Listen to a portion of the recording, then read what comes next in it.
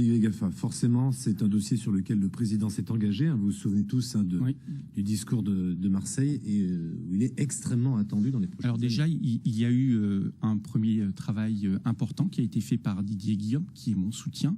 Je viens de le préciser. Donc Didier Guillaume, je le précise, ancien du département, qui est devenu ensuite ministre de l'Agriculture, et qui a donc lancé et qui a quitté la vie politique depuis. Voilà, oui, qui a lancé une assurance universelle sur les pertes de récolte. Donc ça va rentrer en œuvre au 1er janvier, et c'est déjà aussi un premier geste pour qu'il y ait plus d'équité dans le monde agricole, parce qu'aujourd'hui, là aussi, qu'on soit petit ou grand, l'histoire n'est pas la même, et dans le monde agricole, on a souvent quand même tendance à... J'aime bien l'image de Serre, à subventionner et à aider le prince régnier, mais le petit exploitant drômois, il est un peu passé aux oubliettes. Derrière, on a aussi un accompagnement qui, parce que ça, je pense que c'est une mesure qui est importante, parce que c'est l'invention de la ceinture de sécurité face à ces. Donc, il y a aussi un discours qui est entendu en fait dans ces situations de crise, c'est parfois une forme de simplification administrative, réglementaire.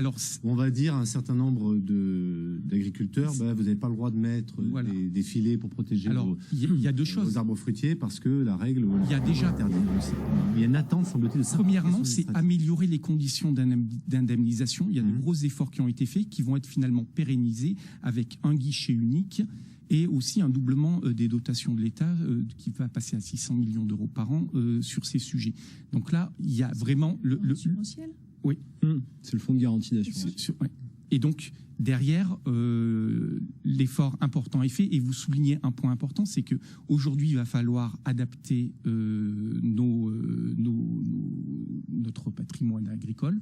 Moi, j'ai été étonné de l'efficacité des filets contre la grêle. Mais ça coûte. C'est pas forcément facile à mettre en œuvre, et derrière, très esthétique non plus. Et voilà, c'est pas forcément très esthétique. Et moi, ce qui me désole, c'est que derrière, à chaque fois qu'on veut mettre en œuvre de l'innovation dans l'agriculture, on se heurte à chaque fois à tout un tas de réglementations,